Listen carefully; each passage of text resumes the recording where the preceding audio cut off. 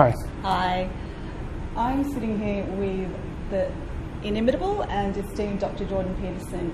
If you haven't been following the last couple of years, you might be hiding under a rock or surfing some other slipstream dimension. So I don't want to go into too much detail, but I'm very honoured and privileged to be able to have a bit of a conversation with Dr. Peterson today. There is just one or two questions that I'd like to ask you. With regards to the fiasco with the Cathy Newman interview, and talking about journalistic integrity and how that sort of ramped up what you were talking about yesterday in the VIP area about the media now sending out a memo saying, well, this is not how to do interviews. What are your thoughts? Can you elaborate on the demise of journalistic integrity or the death of journalistic integrity? Well, I don't know so much if you can characterize it yet as a demise. It's certainly a transmutation, because journalism is taking all sorts of new forms. It's emerging in many new forms online, in print, and also on YouTube and in podcasts. We're definitely in the midst of a technological revolution, and I think that there's a proclivity on the part of the traditional media, let's say, to panic, to fail, and to use increasingly desperate means of attracting attention while that's occurring. And it's easier to attract attention in the short term with heavily polarized views and opinion pieces and that sort of thing. And it's like clickbait, I suppose. That's right. It's the mainstream media equivalent of clickbait. Right. And it might be a reasonable short-term strategy, but it's a deadly long-term strategy for any credible news organization, because credible news organizations live and die by their reputation, and reputations are easily lost. And so I think that what happened with the Channel 4 interview was it was an example of journalistic reputation being lost, because there was almost a complete disconnect between the person that Cathy Newman thought she was talking to and me. And, you know, she should have noticed that. I would say, let's say she had reason to be hostile and suspicious to begin with. We could give her that, but hypothetically, by a few minutes into the interview, 7 or 8 minutes after 4 or 5 questions didn't go the way that she thought they might go, it would have been much more appropriate for her to default back to a normal conversational tack instead of treating the encounter like a forum for victory.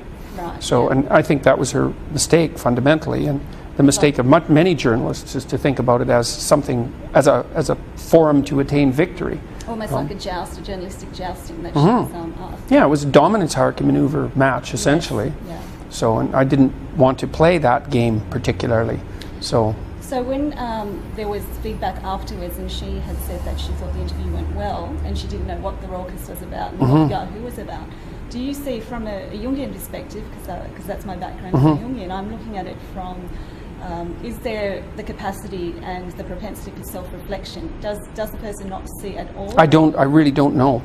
I mean, I would say, if you're thinking about it from a Jungian perspective, that it was a good example of animus possession. Right. You can see that there are many examples of that online. I've actually thought about making a video about that, because an animus possession is a thing that's very difficult to describe, but you can see it, and certainly that's what happened with Cathy Newman. It was blatantly on display. I really don't know how she has responded to this. I don't know how you respond to something like that. I tried to put myself in her shoes and to imagine that I was the recipient of, well, let's say, it's a worldwide negative publicity, essentially, and thousands of cutting comments, ranging from pretty damning to extraordinarily damning. And I mean, there's the odd comment that is in favor of what she did and stood up for her combative nature and all of that. But I just don't know how you respond to that psychologically. It's got to be, you either shut it out, which isn't helpful because you don't learn anything, or you let it in which case it has to be devastating. So, is there a notion of, if we go back to the Jungian perspective, of perhaps the transcendent function coming into play, where you are trying to hold the tension of opposites, but you're actually not doing that effectively? Well, the problem is, I think, in her situation, is that because that interview failed so dramatically and so publicly, that for her to bridge the gap between her current persona, let's say, and the reality that was manifested in that video would require a very comprehensive personality overhaul. And that's a very unpleasant thing to do. There's a lot of falling apart and burning away that accompanies that, because it isn't clear to me that she was wrong on a superficial level. I mean, maybe she was having an off day. Like, it's possible, you know, but I don't think that video would have had the carrying power it had if it was merely indicative of an otherwise competent journalist having a bad day. It seems to me that it was a manifestation of a style that she's used quite successfully in the past, that has had its short-term expedient advantages, but that is not a credible strategy for someone who's playing a deep and honest game.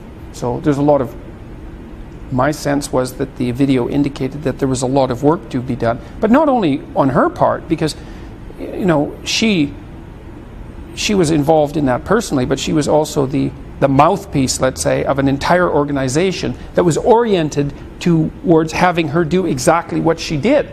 And the, you know, what I expected to happen was that, well, I have the interview and then Channel 4 would chop it and cut it according to their tastes, which is essentially what they did for the broadcast, and that the rest of it would disappear. I think it was unbelievably naive of them to put it online, but they did. And, well... Do they credit to some particular? Well, I don't think so. No. Maybe.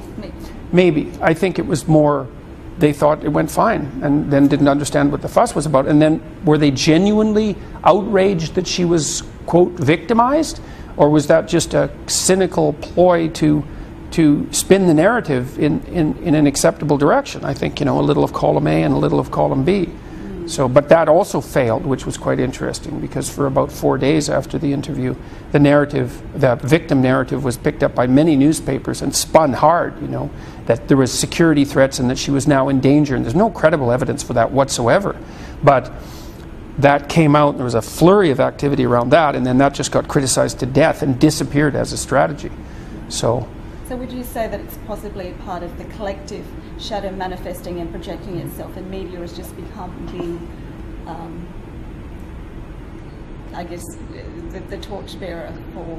Well, I think that's often the case, right? I mean, the media chases as much as it leads, and so it's a positive feedback loop between the media and the populace. I mean, that's partly, I think, what's driving polarization is exactly that. And I think that the interview was an example of what's driving polarization, and that's partly why people sat up and took notice of it. It's like, really, this is where we're at? It's like, oh yeah, this is... I mean, is there a place to bridge this polarization through perhaps the Jungian perspective of holding that the tension of opposites and being able to see critically both sides? And there's a philosopher that I followed for years, Daniel Dennett, who's saying that if you're wanting to engage in a discussion with someone and move or progress the conversation forward, that there are some steps to that, including, you know, always what you say in chapter 9 of your book is act as if the person that you're talking to or you're listening to has something to offer. And it didn't seem apparent that was the case in that interview. Well, that's the mistake, I think. Well, first of all, the two people who are engaged in the process of dialectic, let's say, have to be of goodwill, you know, and they have to be oriented, I would say, towards peace. And they can be oriented towards victory, but then, of course, that's a combat. And it isn't, perhaps it's sometimes the case that there are times when one conversation should be combat, but it's not very often that should be the case. Most of the time, it should be, what would you call it, peacemaking that you're devoted to, because especially if you're discussing something important, and it should be assuming that you're able to trust the other person, which means they have to bring goodwill into the situation. What you want to do is bridge the gap, because that's what forestalls conflict, right? If you can't solve the problem, then what you have is you have conflict. That's it. So and maybe you're ready for that, and that's, I suppose, if you're ready for that, well, then that's how it goes. But a wise person will talk for a long time before they engage in actual conflict. So, when you're speaking of conflict, do you think that in times of crisis and chaos and conflict, that certain archetypes rise up and spring forth, like perhaps the trickster archetype or the... Well, that's Milo Yiannopoulos. Yes. Milo. You know, and comedians play that role all the time, and comedians play a disproportionate role on YouTube, I would say, in guiding the dialogue. Most of the people that I know that are astute political commentators on YouTube and who've attracted a large following, a very large number of them are comedians. Would you call yourself an archetype? Because you do. Last night I was watching... No, a wise person makes sure they stay dissociated from the archetypes. Okay, even if it gets put onto them, because you do seem to be the penultimate father figure, or the surrogate father for many young men. Well, that's not too bad. That if that's the archetype, that's not too bad. I mean, I'm of the right age for that, and my discussions to people are salutary. So that's a reasonable role to play, I would say. There's not too much psychological danger in that. So. And just one final question, just in terms of your meteoric rise in the last 2 years, I'll just say, how has the stardom been? I mean, I was out there in the line, the queues yesterday, even just escorting the Archibald painter down. He said, well, he's quite handsome. He's a quite good-looking fellow in real life. Young men were quivering at the knees yesterday saying, oh my gosh, I've just met Jordan Peterson. Elderly women were like, wow, I wish he wasn't married. How do you take all that with a grain of salt, with humility, knowing that there's a spectrum between humility and hubris? And I do know that you have close people in your core that... Well, I was a psychotherapist for a very long time. Yeah. And you get accustomed to dealing with variants of that, I would say. I mean, you stay detached. I don't mean detached in that you don't care, but you have to stay outside the drama in some sense, I guess. Like, it isn't that you don't take it seriously, but you see it for what it is. If people are starstruck, they're struck by a projection of their own imagination in large part, and I can see that in people's faces. I try very rapidly to get over that, so if someone comes up to me and they're nervous and they're sort of, let's say, starstruck, for lack of a better word, I can usually eliminate that immediately because I just talk to them very directly, and then they calm down, and then we have a conversation. And that's much better. It's much better. Okay, so. Yes, I do see you doing that. You are very intent, and you listen so well. Dr. Peterson, I am very grateful and thankful for you having done this interview with me, and I really appreciate the synchronicity. Again, I'm going by Jung a lot because I'm a Jungian, but the synchronicity of being here and being allowed to do that, do you find that that's a part of your life as well? Which, the synchronicity? Oh God, you have no idea. I would love to hear a story. I've heard your ghost stories and the tap in the boot of the car and the owl, and you didn't go further into that, but I'd like to know if you care to share a synchronicity. I can't. They're too complex to lay out. Most of them have been associated with frog imagery, I would say, but I can't say more than that because it's just too complicated. It's like trying to explain a dream. It's very, very hard. Well, I remember the dream that you recounted of being on the chandelier in the middle. Did you end up resolving that? Yeah, well, I would say everything I've done since that dream is probably a resolution of that. I mean, it was that, so. Thank you so much. All right. No, very nice to meet you. And he tackles topics like identity politics, personal responsibility, being a better man, and the true nature of evil. Earlier this year, Dr. Peterson gave a TV interview, and the topic turned to free speech. It went like this. Why should your right to freedom of speech trump a trans person's right not to be offended? Because in order to be able to think, you have to risk being offensive. I mean, look at the conversation we're having right now. Like, you're certainly willing to risk offending me in the pursuit of truth. Why should you have the right to do that? It's been rather uncomfortable. That's fine. I think more power to you as far as I'm concerned. Except you haven't sat there and...